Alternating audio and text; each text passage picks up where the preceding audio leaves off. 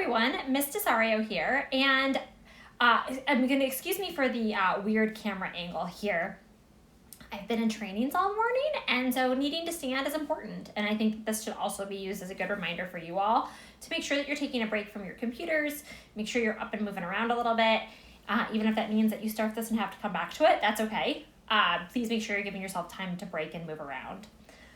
This is lesson 1.3, the experimental method, and today we're going to focus on looking at the elements of the experiment to analyze real-world experiments and identify the independent and dependent variables of an experiment. Okay, so experimentation or experiment is going to take a look at an investigator manipulates one or more factors, which we call the independent variable, to observe the effect on some behavior or mental process. So if you take a look at the picture above, this is a picture of Ivan Pavlov in his research lab. So we have Pavlov, and Pavlov studied dogs. Here's our Pavlov, there's our dog. And essentially what he wanted to find out is if he could train dogs to salivate. Turns out you can do that, and that's what Pavlov studied. So he was manipulating the dogs and their saliva or their salivary glands to see if he could make them salivate. So that is what he did in his experimentation.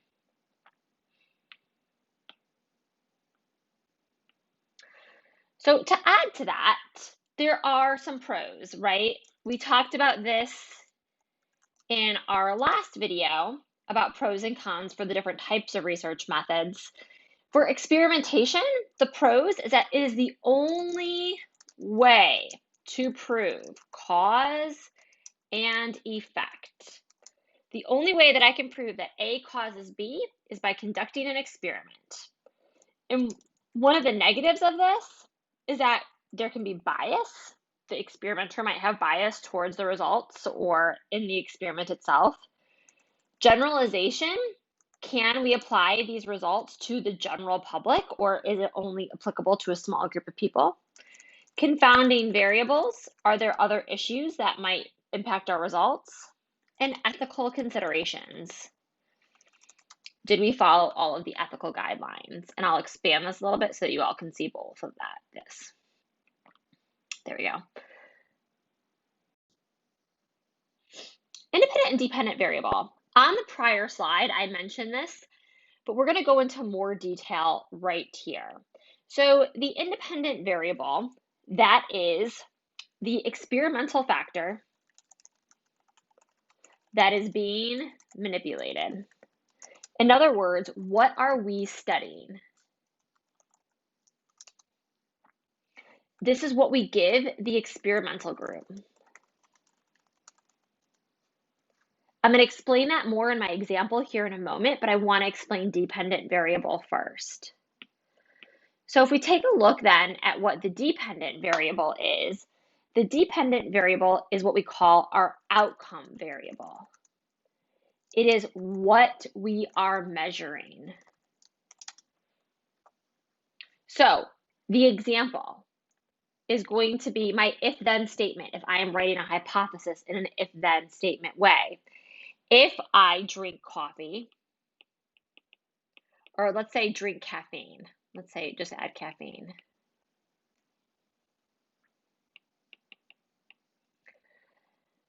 Then I become hyperactive.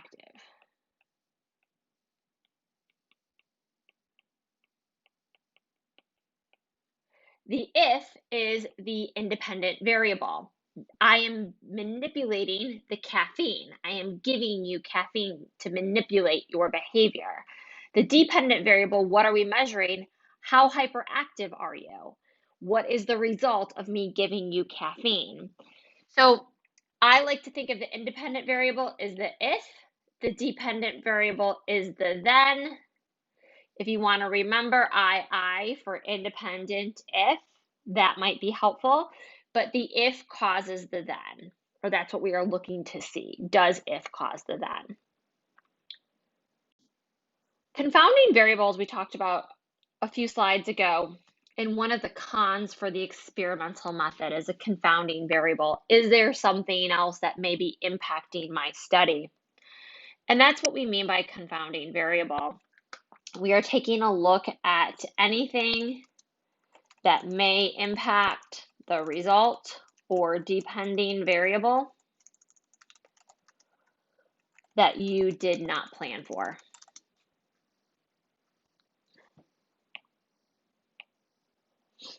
So why is this a problem? Well, it can alter your results, right? So what we want to try to do is try to prevent the confounding variable.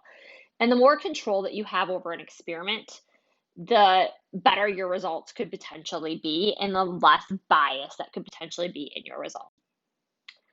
So in our experiment, we want to try to have control.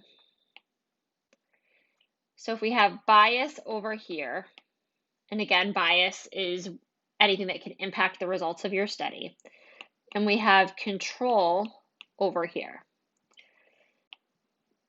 The more control you have, the less bias you have.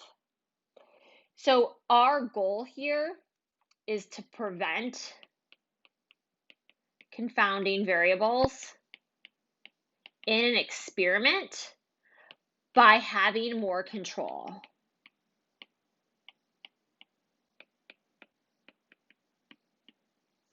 So doing things like controlling what somebody may eat or drink before they come into the study to see if caffeine actually does impact hyperactivity. That would be one example of control, because you don't want somebody drinking a cup of coffee right before they come in or eating a giant chocolate bar right before they come in, because that could impact the results of the study. So the more control you have over the experiment, the less room there is for bias.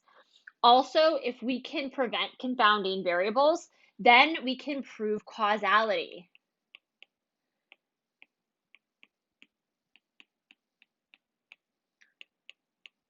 And causality just says that the independent variable causes the dependent variable, which is what we want to see whenever we conduct an experiment. So experimentation, how else can we eliminate bias?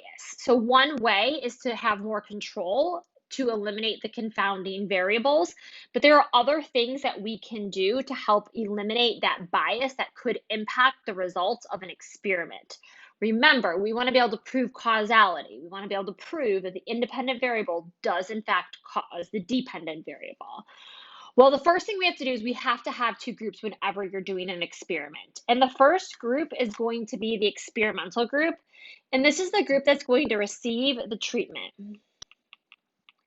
also known as the independent variable. Then you have to be able to compare that to a control group. And a control group does not, let's make that a little bit prettier, does not receive the treatment. Oops.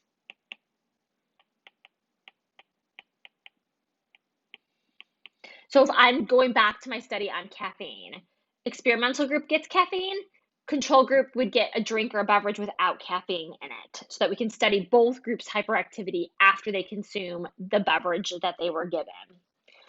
Another way to ensure that we don't have bias whenever we're doing a study is to do what we call a random sample. The sample is the group that you are choosing to study. So let's, for our case, say TC high school students. And the random sample means that you choose your group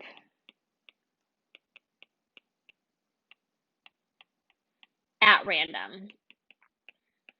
So if I wanted to study 20 TC students, I would have maybe a computer generator that would randomly select 20 students from TC Williams High School.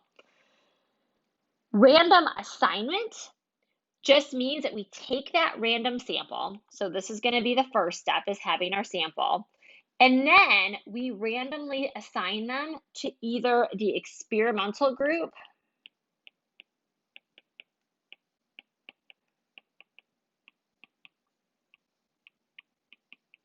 or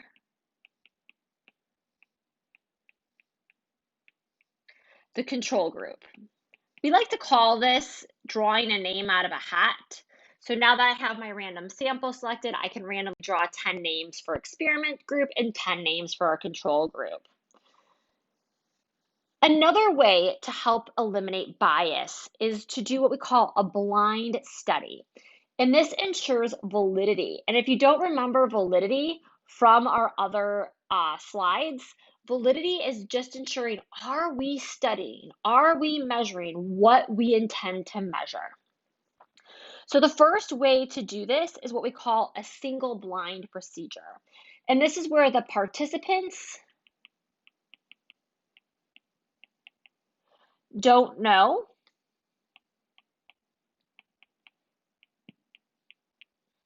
if they are experimental or control.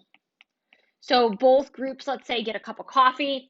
If it's a single blind procedure, you do not know if your coffee is caffeinated or decaffeinated coffee. Even better than a single blind study is a double blind study. And this is where participants and researchers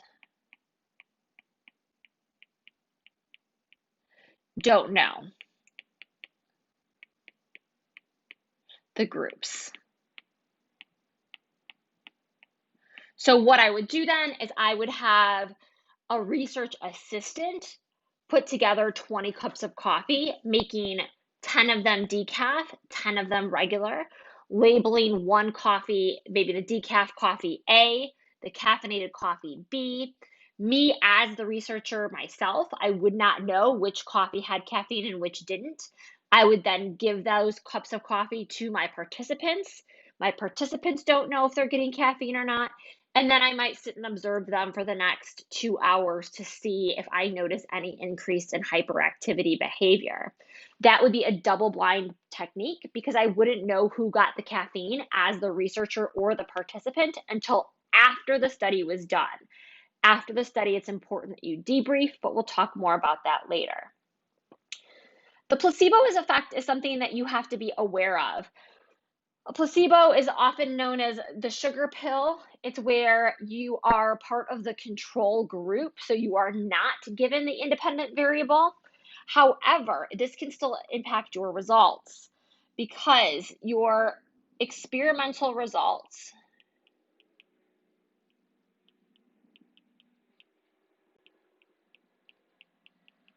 can be impacted